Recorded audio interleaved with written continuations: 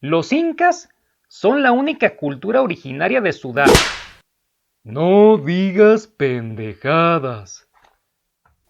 La singular configuración geográfica del país permitió al hombre múltiples posibilidades de adaptación tecnológica y social a los variados sistemas ecológicos que ocupó y explotó a lo largo de aproximadamente 15 milenios. Desde el arribo de los cazadores-recolectores, que se alimentaban esencialmente de grandes animales del Pleistoceno y que se desplazaban bordeando los glaciares, el humano debió acomodarse a los continuos cambios climáticos y a las modificaciones ambientales derivadas de procesos erosivos, transgresiones marítimas, movimientos telúricos y erupciones volcánicas, fenómenos modeladores de los actuales climas y paisajes chilenos. Por tales motivos, la evolución cultural no fue uniforme en todo el territorio. Mientras las regiones australes se convertían en el último refugio de la fauna incapaz de soportar las temperaturas postglaciares, en las septentrionales, la drástica disminución de las precipitaciones desecaba las formaciones boscosas, dando paso a la desertificación de la zona. Así, mientras que al sur los hombres continuaban con sus formas de vida tradicionales, en el norte debían modificar los sistemas de procuración alimentaria a fin de sobrevivir en su nuevo ambiente. Quienes habitaban las planicies costeras pescaban y cazaban animales marítimos y recolectaban vegetales silvestres en las desembocaduras de los ríos cada vez menos calurosos. En los valles interiores de la región de la cordillera acechaban llamas, alpacas, zorros, pumas y otras especies menores. Así experimentaron y aprendieron nuevas técnicas que les permitieron enfrentarse con éxito a los desafíos ambientales hasta convertirse en productores de alimentos ahí donde había condiciones para ello. Los habitantes del Chile prehistórico no vivieron aislados. Mantuvieron contactos e intercambios con las poblaciones de la costa sur del Perú, el altiplano peruano-boliviano, el noroeste argentino y los valles trasandinos, adoptando descubrimientos e invenciones generados en aquellos focos, lo que contribuyó a acelerar su propio desarrollo. Las sociedades cercanas a los importantes núcleos innovadores de los Andes centrales, uno de los núcleos en donde surgieron civilizaciones en América, fueron los más favorecidos. Estos contactos traspasaron las técnicas y conocimientos al área mapuche, lo que provocó el surgimiento de una organización tribal dividida en linajes incesantemente antagónicos. En los valles costeros, que cuentan con cursos de agua intermitentes, tanto dulces como saladas, se instalaron grupos agricultores dedicados a la siembra de maíz, papas, camote, ají, calabazas, tomates, frijoles, algodón, etc. Estos productores de alimentos ocupaban también las quebradas interiores entre los 1000 y 2000 metros de altitud, por encima de ellas y hasta los 3500 metros. Las lluvias estivales posibilitaban el cultivo de tubérculos y cereales andinos, así como la creencia de animales auquenidos en praderas naturales de gramíneas. Más arriba comienza el altiplano tarapaqueño, donde mayores precipitaciones, unidas al mal drenaje de la zona, originan áreas pantanosas. Los bofedales, cubiertos de pastos apropiados para la ganadería. La estratificación vertical del terreno da lugar a diversos pisos ecológicos complementarios entre sí, de modo que los habitantes de la región siempre debieron explotar los diferentes recursos localizados en cada nivel. Los reinos altiplánicos, surgidos después de la desintegración de Tlahuanaco, requirieron también suplementar sus economías aprovechando tanto la producción de quebradas y valles como de recursos marítimos. A tal efecto, colonizaron ciertos sectores, conviviendo con los habitantes locales.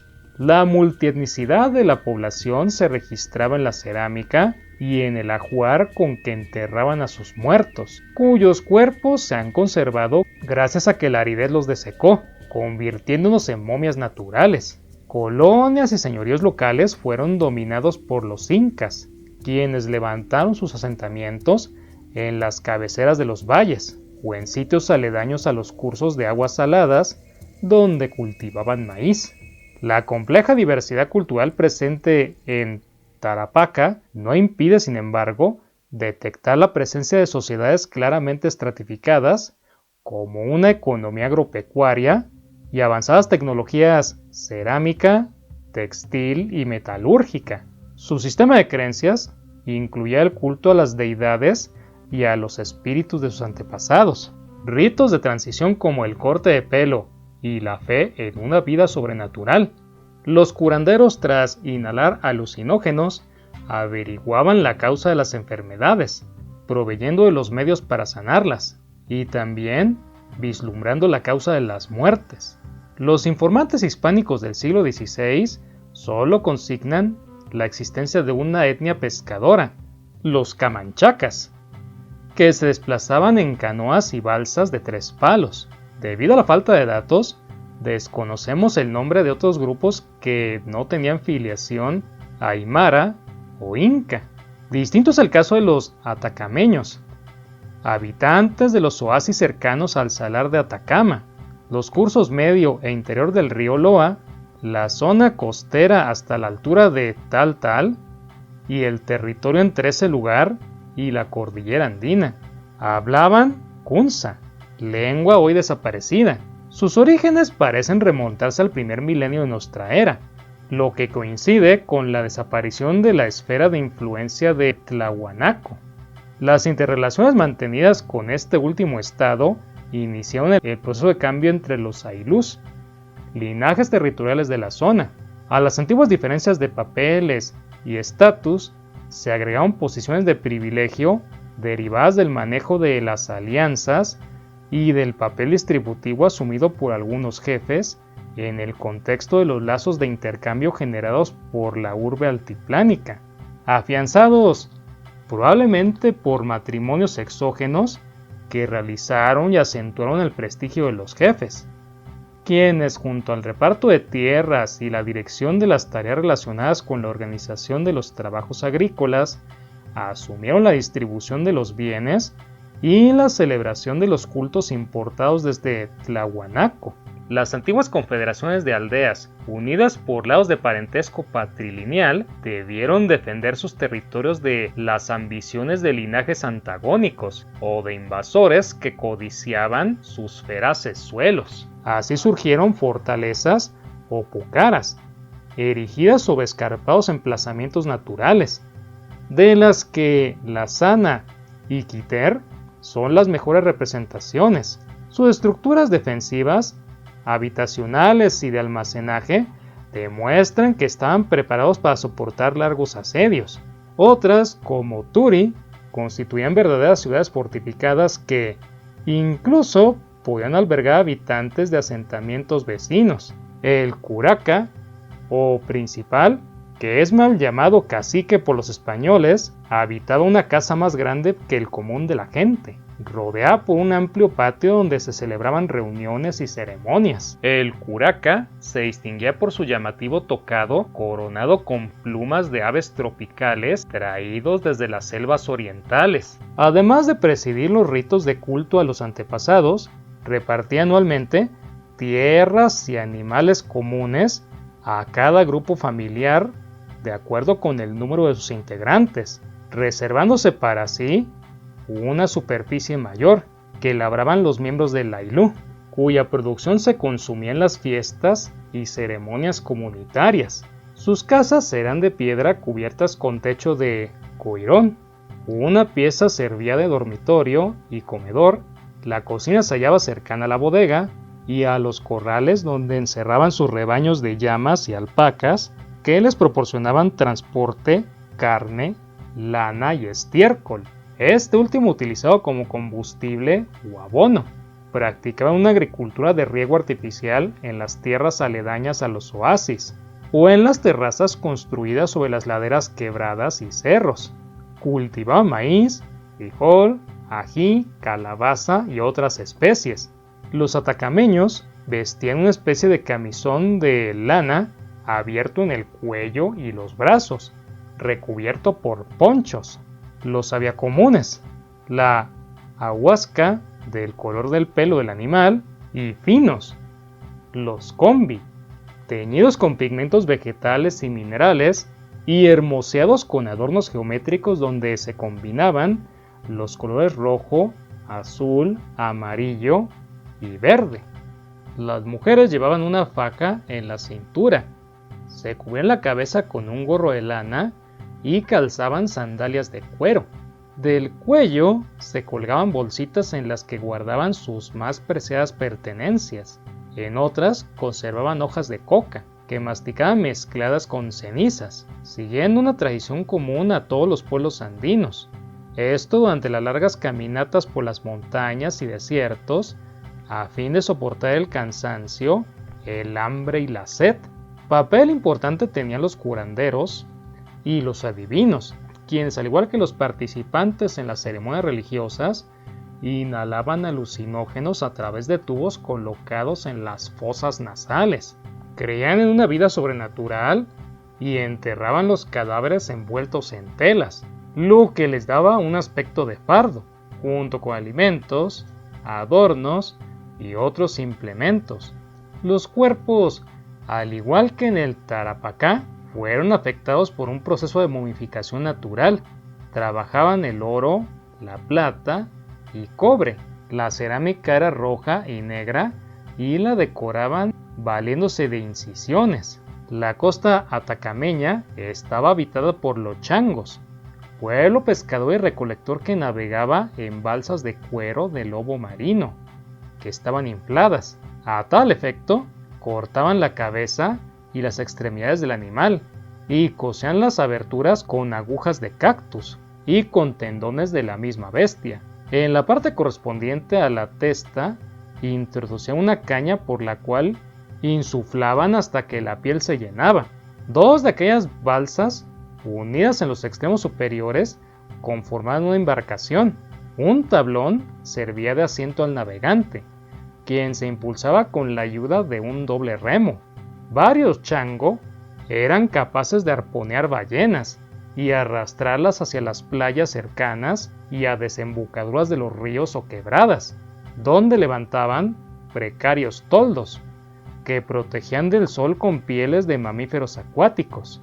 Desde el río Copiapo hasta el Choapa vivían los diaguitas, pueblo hoy extinto, cuyo lenguaje, el cacán, también desapareció.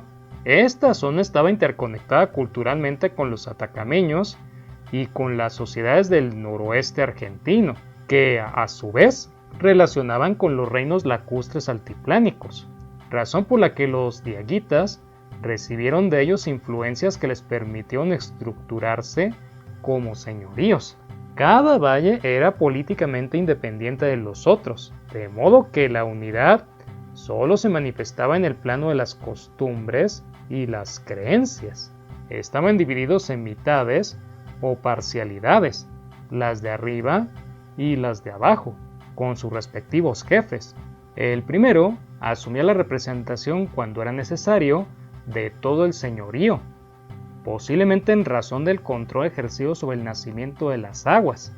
Sus poblaciones eran endogámicas y contraían matrimonio con los miembros de otra parcialidad, característica común a las sociedades que poseen una organización dual.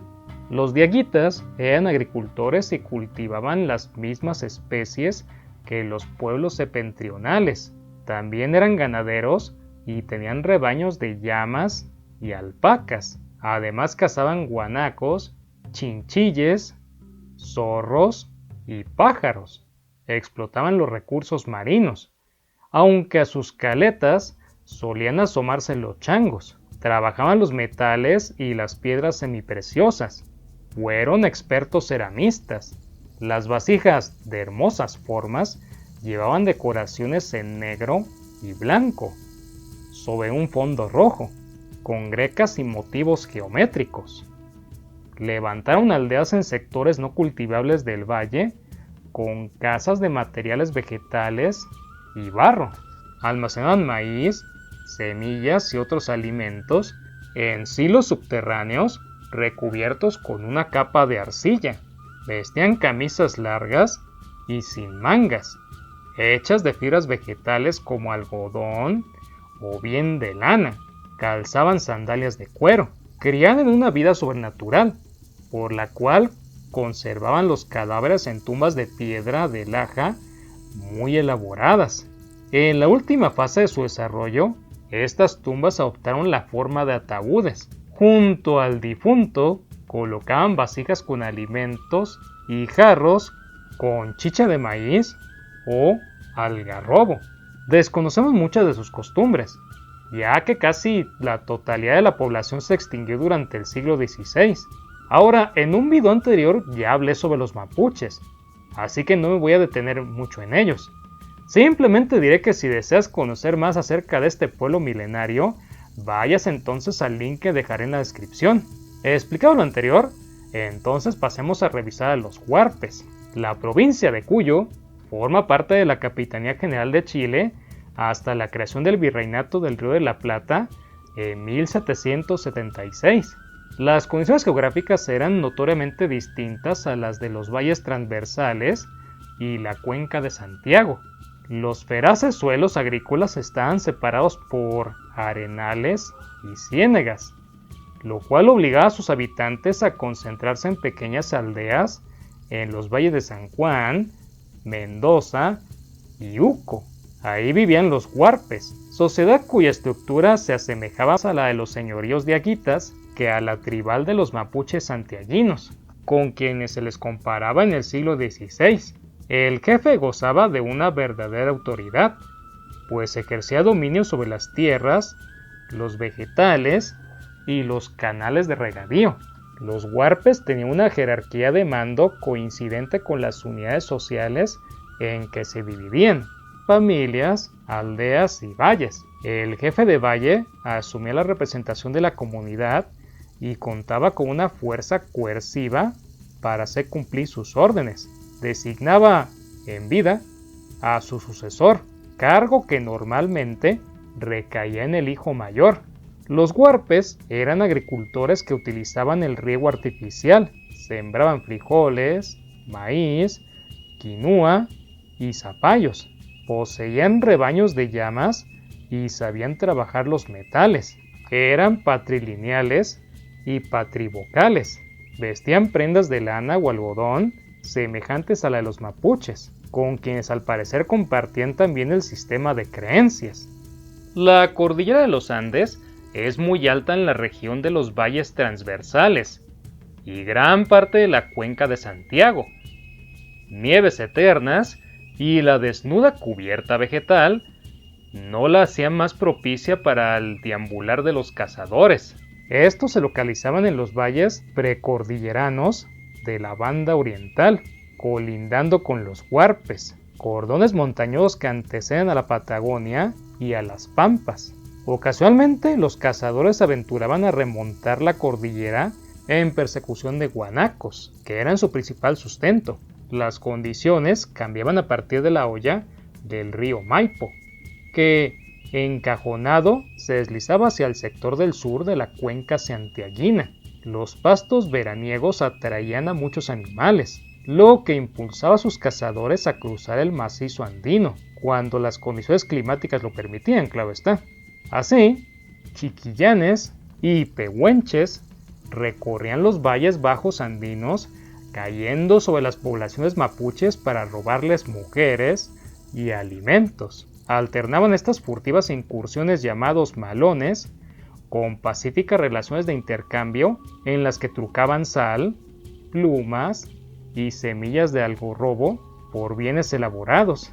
Durante el invierno se adentraban en las planicies pampo-patagónicas al sur del río Diamante. Los chiquillanes se movían más o menos entre los 33 y 36 grados de latitud sur, en pequeños grupos constituidos por familias extendidas adscritas a un linaje propietario del territorio que defendían celosamente por constituir la fuente de sus recursos alimenticios. El padre ejercía la función de jefe, dirigía el rumbo de sus andanzas y solucionaba los conflictos surgidos entre los parientes. Posiblemente también presidía las ceremonias en que se rendía culto a los espíritus de los antepasados, pues eran animistas. Tenían chamanes para curar enfermedades y descifrar presagios. Practicaban la poligamia, aunque debido a la escasez de alimentos, un hombre solía mantener solamente a 2 esposas, las cuales provenían de linajes vecinos, o bien eran robadas a huarpes y mapuches.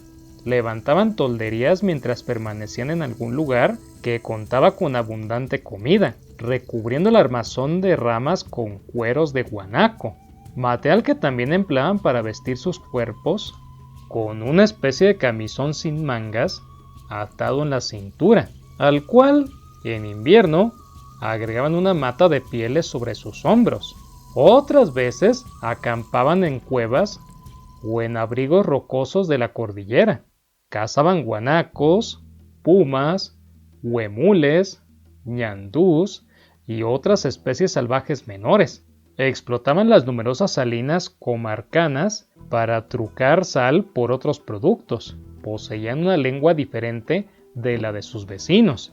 Los pehuenches eran llamados así por habitar en el área de dispersión de la Araucanía, cuyo fruto, el pehuen, cosechaban y almacenaban en silos subterráneos cubiertos de agua para evitar que germinaran. Estos eran parte esencial de su dieta.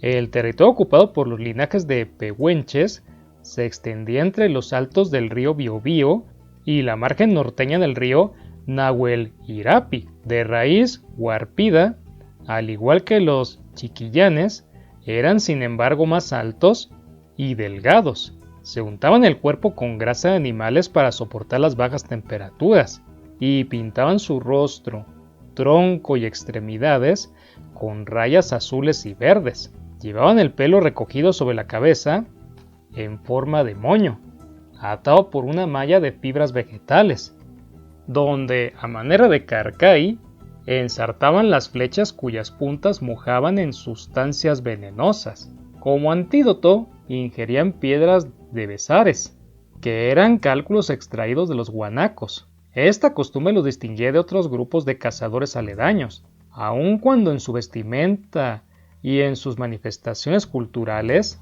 eran semejantes. Los tehuelches, de origen pampino, erraban por las frías estepas patagónicas al sur de los ríos Simay y Negro, dedicados a la caza de guanacos y ñandús, actividad en la cual, además del arco y la flecha, empleaban boleadoras. Durante la noche levantaban paravientos o toldos de cuero a fin de proteger el fuego alrededor del cual tendían sus mantas para dormir.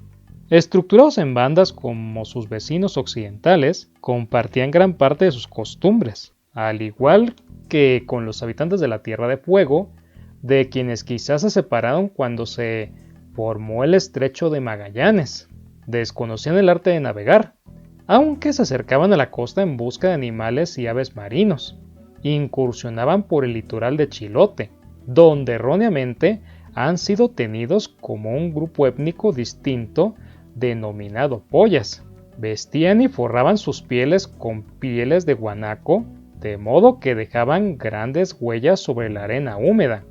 Tradicionalmente, se afirmaba que a ellos se debía el gentilicio de patagones, que les aplicaron los compañeros de Hernando de Magallanes. Los Secnán u Orias, banda pedestre habitante de la isla grande de Tierra de Fuego, constituían junto con los Alacalofes y Yamanas la trilogía de las denominadas sociedades fueguinas. Desconocedores del arte de navegar, permanecieron aislados en una ínsula desde que ésta se separó del continente. Tenían esporádicos contactos con los canoeros que se acercaban a sus costas, aunque no sabemos si entre ellos hubo matrimonios mixtos. La isla no era ecológicamente homogénea, situación que dividió a los Secmán en 3 linajes localizados al norte y al sur del Río Grande, y en el sector sureste, cuyos moradores se autodenominaban como Ayús. Las viviendas de los Surias septentrionales Eran simples paravientos de cuero amarrados a estacas. Los meridionales, aprovechando los árboles que crecían en su hábitat, construían chozas de troncos cubiertas con pieles, y en ellas dormían alrededor de una fogata. Todos llevaban, a modo de capa, una piel de guanaco que afirmaban con la mano izquierda. Con el mismo material se cubrían los pies, dejaban crecer el cabello suelto hasta los hombros, y lo peinaban con mandíbulas de delfín. Cazaban guanacos, animales marinos y aves. Sus chamanes atraían con cantos místicos a las ballenas hacia la costa, esto en cuanto las divisaban en la lontananza. Recolectaban vegetales y raíces.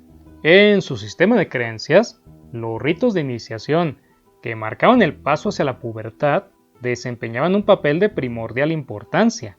En el rito de los varones destacaba el cloquetén, ceremonia secreta en la cual se les revelaba, tras haber jurado no divulgarlo, cómo los hombres se habían liberado del dominio que antiguamente las mujeres ejercían sobre ellos, intimidándolos mediante apariciones de espíritus que ocultaban su rostro tras horrorosas máscaras y se recubrían el cuerpo con pintura color negro, blanco y rojo. El rito duraba varias semanas, por lo cual se llevaba a cabo solo cuando disponían de alimentos abundantes. Al igual que el resto de los fueguinos, la mujer, daba a luz sola sin ayuda de nadie. Después de cortar la placenta, se bañaba con su hijo y regresaba a la choza donde su marido yacía sufriendo los dolores de parto, lo que era una costumbre ritual llamada couvade, que tiene la función de vincular al padre con el recién nacido. Probablemente esta costumbre constituye una reacción psicológica ante el desconocimiento del proceso biológico de gestación. Si te gusta mi trabajo, por favor, suscríbete, activa las notificaciones y comparte el video con tus amigos. Eso es algo que me ayudaría bastante. Mi nombre es Ajay López y te deseo un día histórico.